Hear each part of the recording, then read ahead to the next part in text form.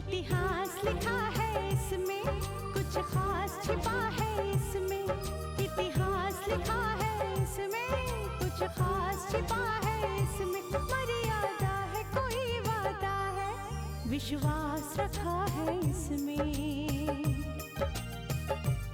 सात फेरों से मिला ये तो उपहार है, मेरा श्रृंगार है, मेरा श्रृंगार है, मेरा श्रृंगार है, मेरा श्रृंगार है। मंगलसूत्र, मंगलसूत्र, मंगलसूत्र, मंगलसूत्र, मंगलसूत्र, मंगलसूत्र, मंगलसूत्र।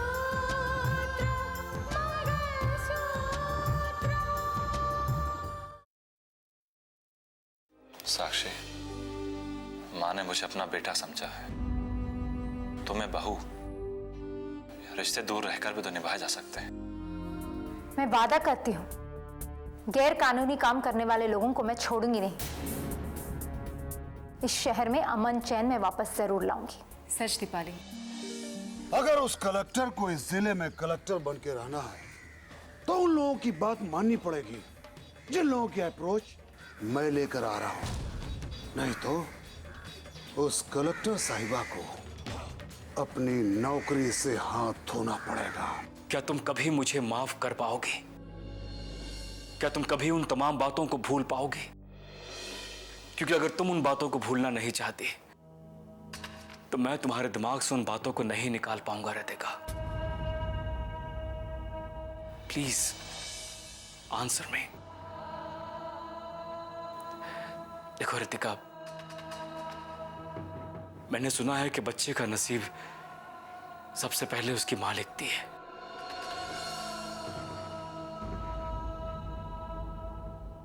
क्योंकि वो 9 महीने उसे अपने कोख में पालती है,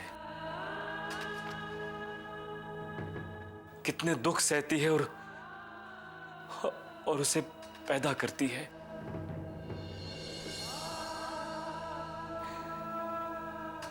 उसकी परवरिश करती है,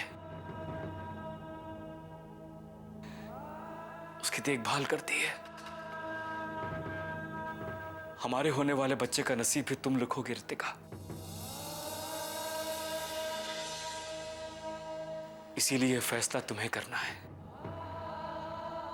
कि हमारे बच्चे को मां और बाप दोनों का प्यार मिलना चाहिए या सिर्फ उसकी मां का। प्लीज रितिका, कुछ तो कहो।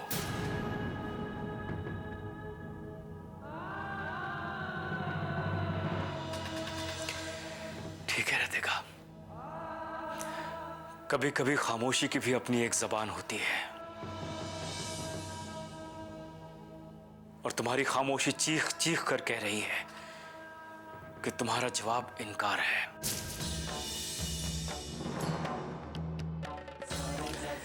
It's all right. मैं समझ गया रितिका। मैं तुम्हारे मुंह से वो शब्द कहलवाकर तुम्हें तुम्हारे घर वालों की नजरों में गिराना नहीं चाहता।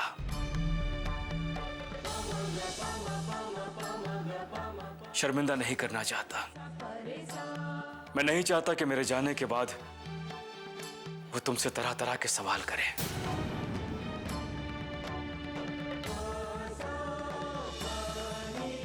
नहीं चाहता मैं समझ गया हूं रितिका कि तुम्हारा जवाब इनकार है, इसीलिए मैं जा रहा हूं। जिस तरह चाहो अपनी जिंदगी जी सकती हो। अब तुम्हें रोकने अब मैं नहीं आऊंगा।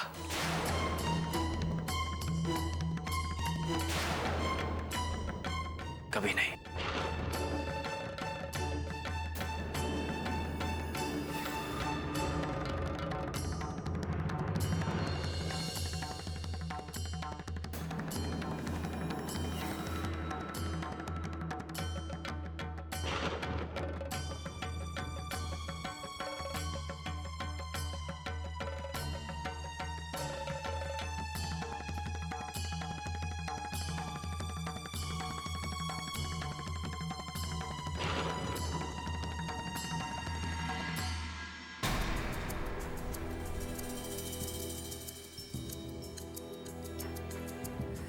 सूर्या,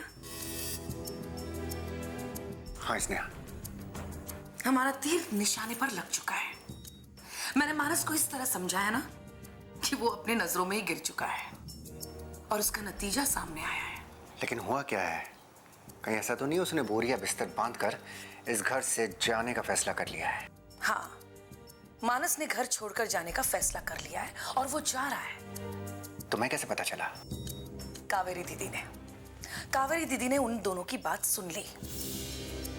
वो तो इस बात से परेशान है कि मानस जाएगा तो जाएगा कहां।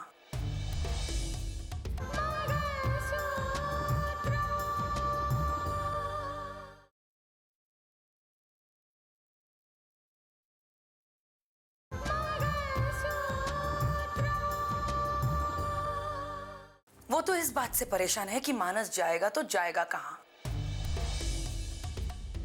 मानस ने तो यह भी कहा है कि वो रितिका की जिंदगी में दोबारा झांकने नहीं आएगा। लेकिन किसी को यह पता नहीं है कि वो जाएगा कहां। मानस कहाँ जाएगा ये किसी को नहीं पता, क्योंकि मानस वहीं जाएगा जहां हम उसे भेजेंगे स्नेहा।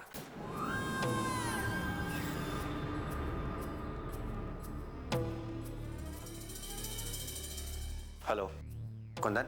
हाँ बॉस, बोलिए, इस वक्त कैसे कॉल किया? एक जरूरी काम है, किसी को उठाना है और वो शख्स अभी घर से निकलने वाला है। दुश्मन बहुत चालाक है, एक बात याद रखना। इसीलिए ऐसा जाल बिछाना सड़क पर कि उसे फंसाया जा सके और उसे फंसाकर अपने अड्डे पर ले आओ। उसके बाद मैं तुम्हें फोन करता हूं कि क्या करना है। काम हो जाएगा बॉस, लेकिन ये आदमी कौन है? रितिका का पति मानस, जानते हो ना तुम उसे? बहुत अच्छी तरह से जानता हूं मैं उसको। आपका काम हो जाएगा बॉस।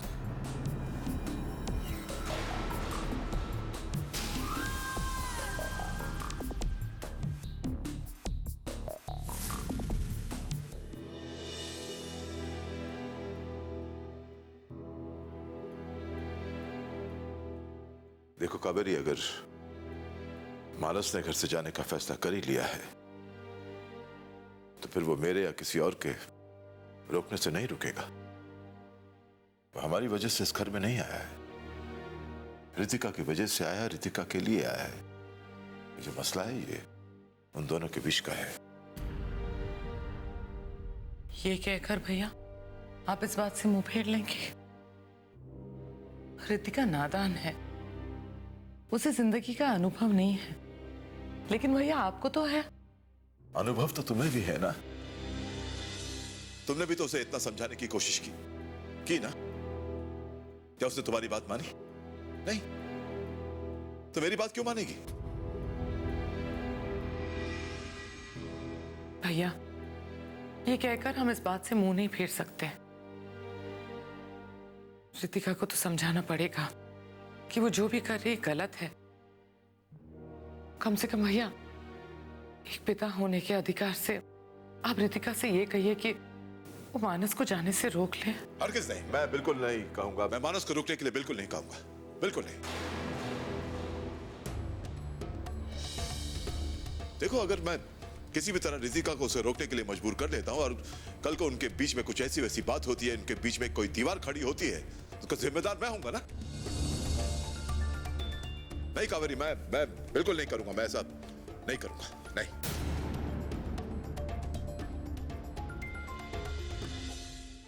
आप रितिका से बात नहीं करेंगे? नहीं। ठीक है भैया, मैं रितिका से बात करूंगी, मैं समझाऊंगी उसे।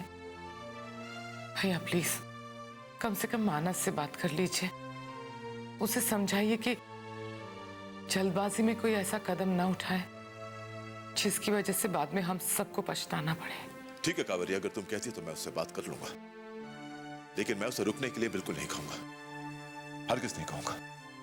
ठीक है भैया, मानस से बात तो कीजिए।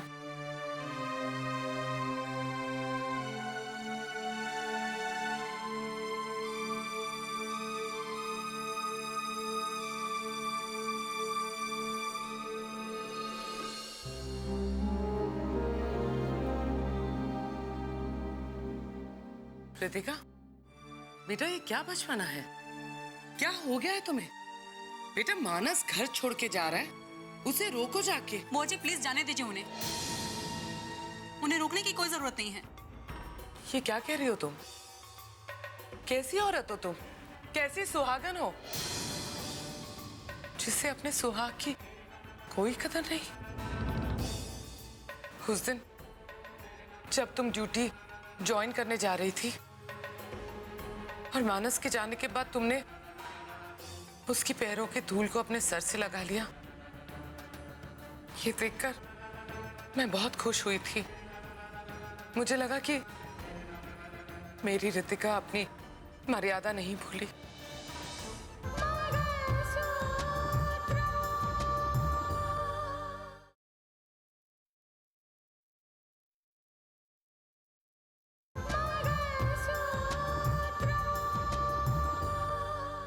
मुझे लगा कि मेरी रितिका अपनी मर्यादा नहीं भूली, अपने संस्कार नहीं भूली।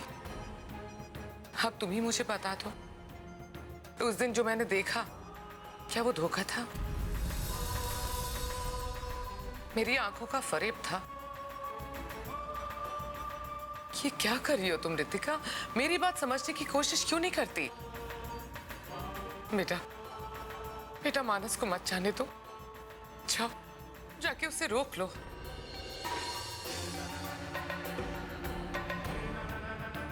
क्या सोच रही हो तुम? जब तुम्हारा बच्चा होगा और तुमसे वो पूछेगा कि उसके पापा कहाँ हैं, तो क्या जवाब दोगी? क्या तुम अपने बच्चे के सिर पे उसके पापा का साया नहीं रहना देना चाहती? कैसी औरत हो तुम, कैसी माँ हो? जब तुम्हें अपने पति की कोई फिक्र ही नहीं है तो क्यों पहन रखा है तुमने ये मंगलसूत्र? जब उसकी मर्यादा को पूरा नहीं कर पाती, नहीं कर सकती हो, तो उतार के फेंक दो इसे।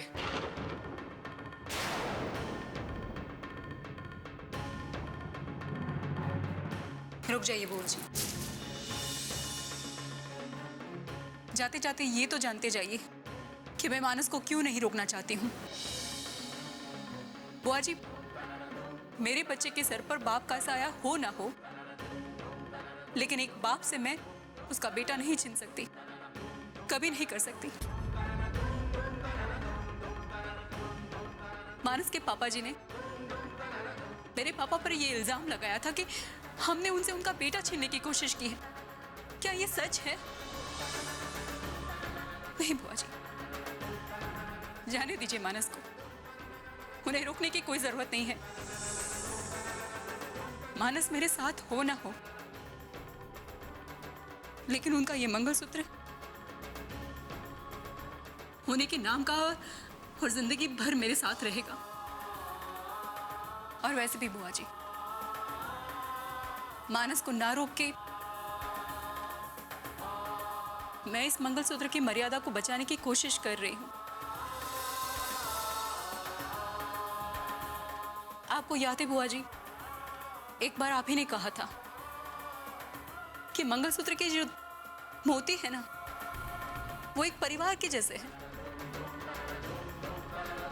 और जो भी औरत इस मंगलसूत्र को पहनती है उसका ये फर्ज हो जाता है कि वो सिर्फ और सिर्फ अपने पति का ध्यान न रखे, बल्कि उसके पूरे परिवार को एकजुट करके रखे, बांध के रखे। मैं बस वही करने की कोशिश कर रही हूं। अब आप ही सोचिए, पापा जी वहां ये सोचकर बैठे रहे कि हमने उनका बेटा छीन लिया। मानस जा रहे हैं अपने पापा के पास, घर लौट रहे हैं, उनको जाने दीजिए।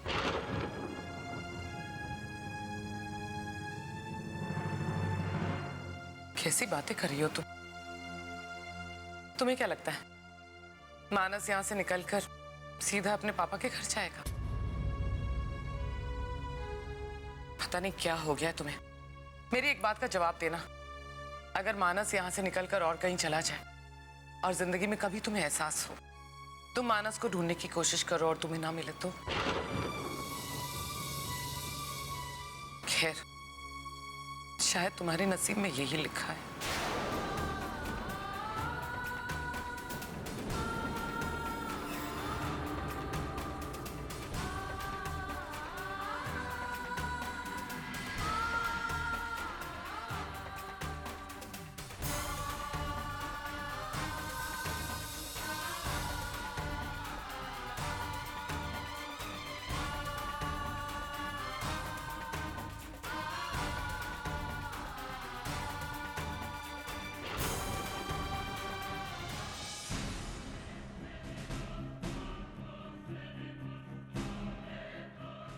तुम लोगों ने मानस को अच्छी तरह से पहचान लिया है ना? Yes boss. वो यहीं से गुजरने वाला है और यहां से गुजरकर वो आगे नहीं निकलना चाहिए। इस बात का तुम लोगों को ख्याल रखना पड़ेगा, ठीक है? Okay boss. ताकि मुझे ये सुनना नहीं पड़े कि हमसे गलती हो गई और हमने उसे पहचाना नहीं और हम उसे रोक नहीं पाए। समझे तुम? Yes boss. तुम दोनों उस सड़क पर खड़े रहकर उस पर नजर रखना और हम लोग यहाँ से उस पर नजर रखेंगे, ठीक है? चलो जाओ।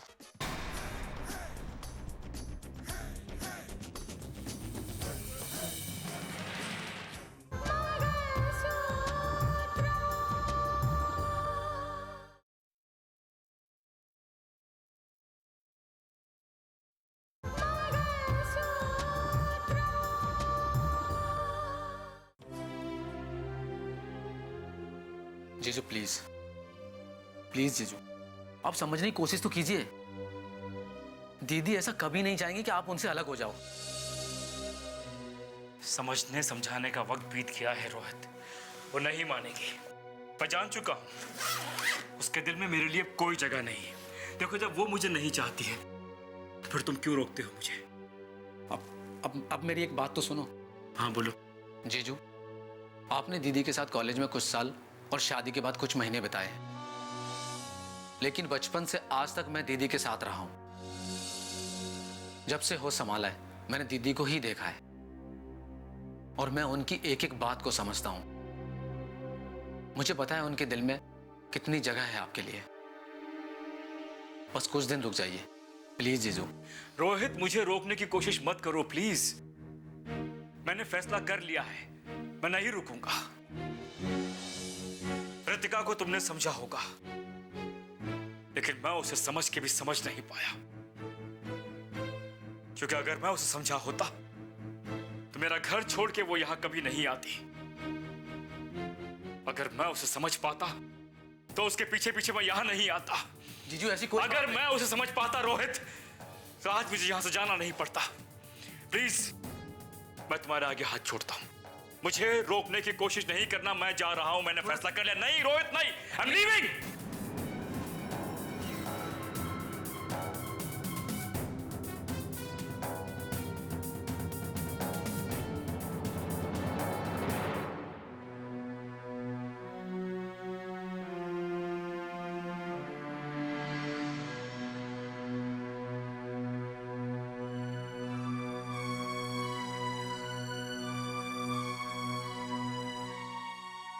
जज साहब मैं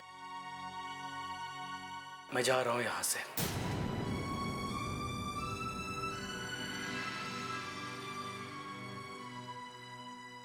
एक ना एक दिन जाना था ही इस घर से, लेकिन इस तरह अकेले जाऊंगा ये सोचा नहीं था। मानस, सोचा तो मैंने भी नहीं था कि तुम इस तरह घर छोड़कर चले जाओगे। मैंने आज तक जो भी फैसले किए, चाहे वो जज की कुर्सी पर बैठ के किया हो या इस घर की चौखट में खड़े होकर, मैंने किसी को अपने फैसले बदलने का अधिकार नहीं दिया और आज ये हक मैं भी नहीं लूंगा। बस ये उम्मीद करता हूं कि तुमने जो भी फैसला किया है सोच समझ के किया है। जी जज साहब, बहुत सोचा मैंने, दिन रात सोचा मैंने।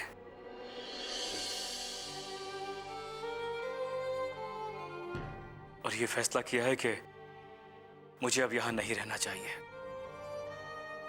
यहां मेरी कोई जगह नहीं है, इसीलिए मैं जा रहा हूं। मानस प्लीज प्लीज इस तरह से घर छोड़ के मत जाइए। कावेरी जी मुझे मत रोकिएगा, मैं आपकी बहुत इज्जत करता हूं, तहे दिल से आपकी इज्जत करता हूं मैं।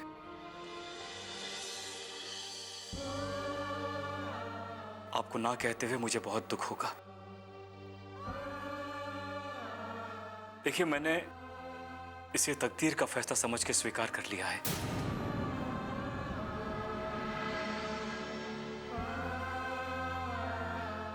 आप लोग भी स्वीकार कर लीजिए, सबके लिए अच्छा होगा।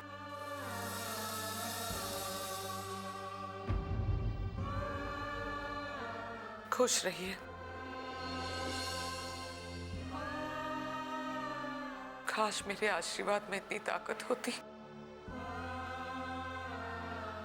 कि मैं आपकी खोई हुई खुशियां आपको वापस दिलवा सकती।